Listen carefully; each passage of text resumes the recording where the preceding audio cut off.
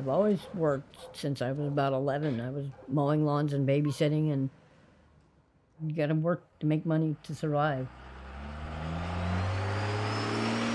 And I try to do it right. I lost my girlfriend and I got into a big depression. I didn't want to go to work. I didn't want to do anything.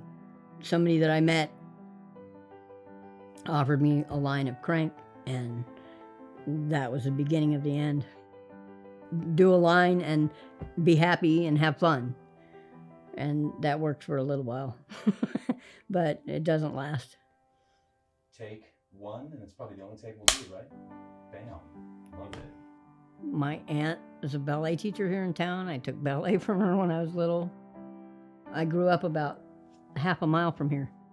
Lived here all my life. Lower middle class family. There was always food on the table, shoes on my feet, but my dad was an alcoholic.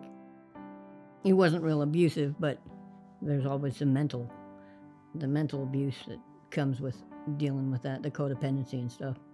Grew up faster than I probably should have, Didn't have a lot of a childhood, but I had a little bit of fun.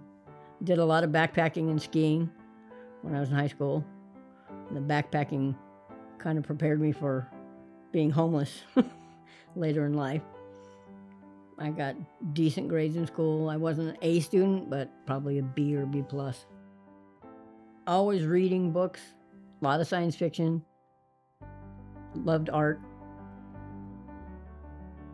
I looked back on my life as a kid and, what did I want to do? I wanted to be an Indian. I didn't want to be a cowboy. I didn't care about that. I wanted to be an Indian. I wanted to be a pirate.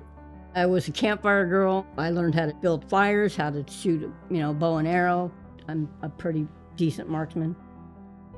When women are homeless, there are some more challenging issues for them. It doesn't make it into the news very often, but they get beaten up. Women get raped. It's definitely more difficult when you're a woman. It wasn't like an epiphany that one day woke up and said, I have to get clean.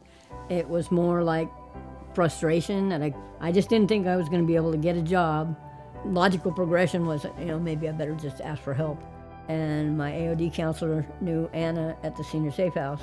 I had just turned 60, and so she called and got me in at the Senior Safe House.